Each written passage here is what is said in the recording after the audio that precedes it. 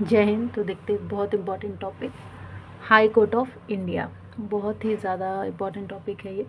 देखिए, high court of India जो है इसको हाईएस्ट कोर्ट ऑफ अपील कहा जाता है, लेकिन स्टेट के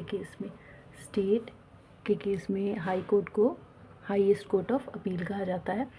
और इसको फंडामेंटल राइट्स का गारंटर भी कहा जाता है। मतलब हाई कोर्ट जो है गारंटी लेता है कि अगर कोई भी हमारा फंडामेंटल राइट को वॉयलेट कर रहा है तो ही विल बी पनिश्ड, उसको पनिशमेंट दिया जाएगा। ये सब हाई कोर्ट ऑफ इंडिया तय करती है, जो कि हर एक स्टेट में होता है।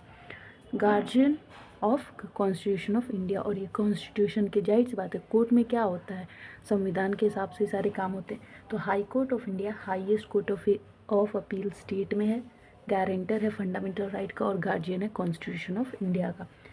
अगर हाई कोर्ट ऑफ इंडिया के बारे में पता करना है कि इंडियन कॉन्स्टिट्यूशन के किस आर्टिकल में दिया हुआ है, तो आर्टिकल 214 से article 231 in part 6 of constitution of India में आपको सारी जानकारी मिल जाएगी हाई कोर्ट ऑफ इंडिया से रिलेटेड, जिसमें उसके ऑर्गेनाइजेशन के बारे में, इंडिपेंडेंस के बारे में, जुरिस्डिक्शन के बारे में, पावर के बारे में, प्रोसीजर के बारे में, हर एक चीज़ के बारे में गिवन होगा।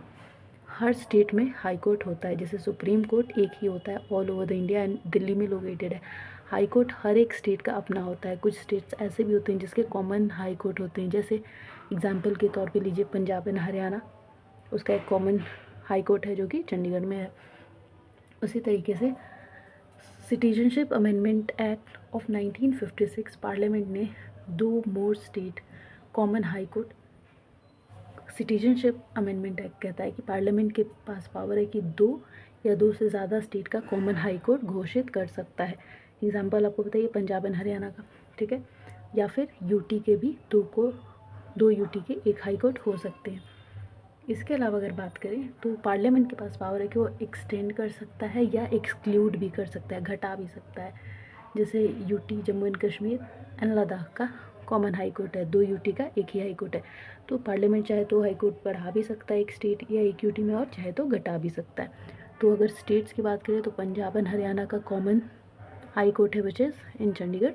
और अगर यूटी की बात करें तो जम्मू एंड कश्मीर एंड लद्दाख का एक ही कोर्ट है, ठीक है, हाई कोर्ट। जुरिस्डिक्शन जो है इसकी किसी भी यूटी तक जाती है, जुरिस्डिक्शन टू एनी यूटी, और वो भी पार्लियामेंट तय करती है कि कितने कौन से स्टेट की जो हाई कोर्ट है उसकी जुरिस्डिक्शन कितने तक जाएगी या कहाँ तक सीमित रहेगी। कॉम्पोजिशन ऑफ जजेस, अगर बात करें कि हाई कोर्ट के जजेस को कैसे नियुक्त किया जाता है या कंपोज किया जाता है या कैसे उनको नौकरी मिलती है, तो no strength specific up to president description. High court के जज के लिए कोई भी फिक्स नंबर नहीं तय किया गया है कि 40 होने चाहिए, 30 होने चाहिए, जैसे हाई कोर्ट सुप्रीम कोर्ट के मामले में किया गया है फिक्स। लेकिन हाई कोर्ट के मामले में ऐसा फिक्स नहीं है कि इतने ही मेंबर्स होने चाहिए। और ये फिर कौन तय करता है, ये तय करते हैं प्रेसिडेंट ऑफ इंडिया। तो ये प्रेसिडेंट ऑफ इंडिया की मर्ज़ी पे डिपेंड करता है कि हाई कोर्ट के अंदर कितने जजेस अपॉइंट होंगे, जितनी की ज़रूरत होती है उतना अपॉइंट किया जाता है। Chief justice of India supreme court के एंड अदर जजेस जो है मिलके अपॉइंट करते हैं आफ्टर कंसल्टेशन, ठीक है, appointed by president. High court के भी जज को प्रेसिडेंट अपॉइंट करते हैं chief justice of India and बाकी जजेस से कंसल्ट करने के बाद, ओपिनियन लेने के बाद। गवर्नर सेकेंड जज केस 1993, वो चीफ जस्टिस ऑफ इंडिया को एडवाइस करती है कि इट्स एडवाइस बाइंडिंग और प्रेसिडेंट, जो भी chief justice of India advice देंगे प्रेसिडेंट को वो उन पे बांधा है कि मतलब हाँ उनको एक्सेप्ट करना है। थर्ड जज केस क्या कहता है, 1998 में तय हुआ था कि चीफ जस्टिस ऑफ इंडिया और सीनियर मोस्ट जो सुप्रीम कोर्ट के जज हैं ये दोनों मिलके हाई कोर्ट के जज को अपॉइंट करेंगे। इसके अलावा अगर बात करें क्या क्वालिफ़िकेशन होनी चाहिए अगर आपको हाई कोर्ट ऑफ जज बनना, हाई कोर्ट का जज बनना है, तो सिटीजन होने चाहिए आप इंडिया के फॉर श्योर।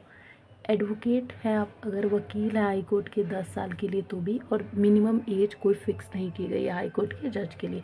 एक सिटीजन ऑफ इंडिया होने चाहिए, दूसरा आप हाई कोर्ट में आपने 10 साल वकालत की हो, परफॉर्म की हो, और तीसरा ये एज कोई फिक्स नहीं है। ओथ की अगर बात करें तो गवर्नर के सामने लिया जाता है ओथ, क्योंकि स्टेट के होते हैं। Some person appointed by him, और कुछ लोग इन्हीं से अपॉइंट होते हैं। सैलरी की बात करें, पार्लियामेंट तय करती है कितनी सैलरी होगी, और जब इनकी नौकरी मतलब जब ये नियुक्ति हो गई होती है तो parliament fixed salary high court के जज की cannot be varied to disadvantage after appointment. एक बार नियुक्ति हो गई तो सैलरी में कट वगैरह नहीं किया जा सकता है, फिक्स्ड। टेन्योर की बात करें कब तक रहते हैं, कॉन्स्टिट्यूशन ने कुछ फिक्स नहीं किया कि हाई कोर्ट के जो जज हैं उनका टेन्योर कितना होना चाहिए। एज 62 ईयर्स, 62 ईयर पे मिनिमम रिटायर हो जाते हैं। रिज़ाइन भी कर सकते हैं, किसको लिख के देंगे, प्रेसिडेंट ऑफ इंडिया को, या फिर ऑफिस से निकाला भी जा सकता है पार्लियामेंट के रिकमेंडेशन से, ये इनको सीट वेकेट भी करवा दी जा सकती है। मतलब कहा जा सकता है कि आप वेकेट कर दीजिए, खाली कर दीजिए अगर मान लीजिए इनकैपेबल हुए या कोई गलत करप्शन वगैरह में आएंगे तो। रिमूवल की बात करें कि हाई कोर्ट ऑफ इंडिया के जज को कैसे रिमूव किया जाता है, प्रेसिडेंट के ऑर्डर पे कर सकते हैं, या कोई मिसबिहेवियर प्रूव हुआ इनके खिलाफ तो भी हटाया जा सकता है। इनकेपेसिटी अगर केपेबल ही नहीं है जज बनने के तो तब हटा दिया जाएगा। तो 3 केसेस में हटाया जाएगा हाई कोर्ट के जज को, order of president, proved misbehaviour, तीसरा इनकेपेसिटी। और जजेस इंक्वायरी कमेटी या जजेस इंक्वायरी एक्ट 1968 के थ्रू ये सब प्रोसीजर किया जाता है हाई कोर्ट के जज को हटाने का, जजेस इंक्वायरी एक्ट 1968। तो ये ध्यान में रखना इंपॉर्टेंट पॉइंट है।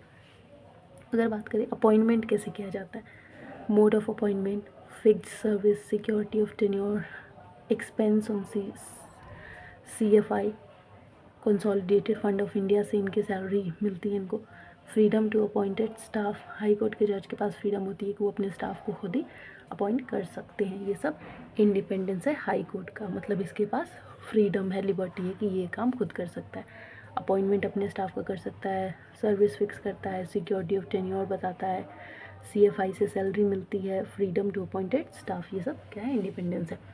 अगर बात करें ट्रांसफ़र की तो president after consulting chief justice of India हटा सकते हैं, ट्रांसफ़र कर सकते हैं। थर्ड जज case 1998 CJI consult 4 senior most.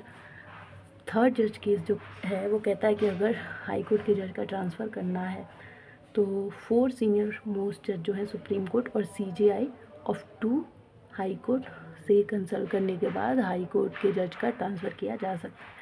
इसके अलावा कुछ जुरिस्डिक्शंस भी होती हैं हाई कोर्ट के पास, जैसे original jurisdiction, writ jurisdiction, appellate jurisdiction, supervisory jurisdiction, a court of record, power of judicial review, ये सब कुछ स्पेशल पावर्स हैं हाई कोर्ट के पास। एंड ये ऐसी same jurisdiction supreme court of India के पास भी होती हैं। और इसमें अगर हाई कोर्ट की विशेषता स्पेशलिटी की बात करें तो it is a guarantor of fundamental right, मतलब अगर हमारा फंडामेंटल राइट कोई भी वायलेट कर रहा है we can directly go to the high court of India. तो ये पूरा हाई कोर्ट ऑफ इंडिया के बारे में था। आई होप कि आपको समझ में आ गया होगा। अगर समझ में आया होगा तो खान एनिमेशन सर्च को सब्सक्राइब कर दीजिएगा, लाइक कर दीजिएगा, शेयर कर दीजिएगा। फिर मिलेंगे एक न्यू वीडियो के साथ, तब तक के लिए थैंक यू।